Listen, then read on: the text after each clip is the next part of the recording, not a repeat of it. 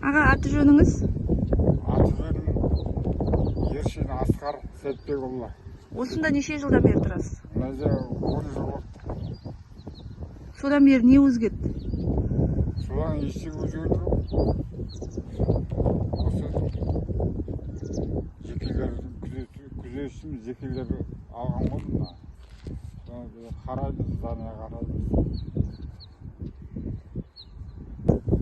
Заводтың орны қазір ештеңе жоқ бұларда. Завод басына тонап кеткен ғой завод. Бұрын 2000 адам істеген бұларда. Завод айлық болған.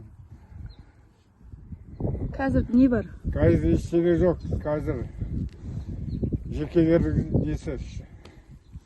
Иелік етеді, жеке адамдар? Жеке адамдар иелік етеді. Мына жерге кешкісін түнде балдар, жастар келмей ма? Келмейді, ешкім келмейді. Осылар күзетеміз ғой, келмейді ешкім. Алатын ештеңе жоқ бұнда. Бәрі қауіп толды, құлайып тұрғанда астына балдар кәйіткен. Ішіне құлап кетсені өледі астына. Сіз күзетесіз, тек? Мен күзетем. Сіздің міндетіңіз мына жерге ешкімді кіргізбеу ма? Мен зданияны тонап кетіру үшін ғой. Осы здания ғой.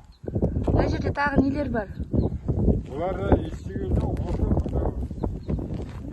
Хан бұрқырап жатыр ғой.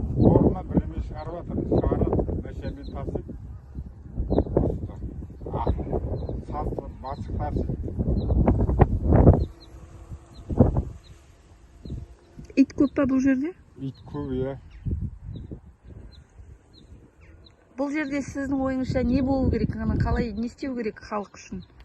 Бұл менің ойымша халыққа жұмыс орны болу керек қой, істеп мына дұрыста. Қанша халық бос жүрді қазір. Жұмыс жоқ. Мына жерден қандай да бір экологиялық зиян бар ма сіздер үшін, тұрғындар үшін? Бар ғой, завод болған ғой кезінде. Сезіле ма? Сезіледі. Қандай күндері, ауа райы қандай болғанда сезіледі? Ауа райы күн тынық болғанда, сосын жел осы жақтан шықса, мына жақтан міне. Онда аузына бәрі алып кетеді, иісі жаман. Сасық иіс көк.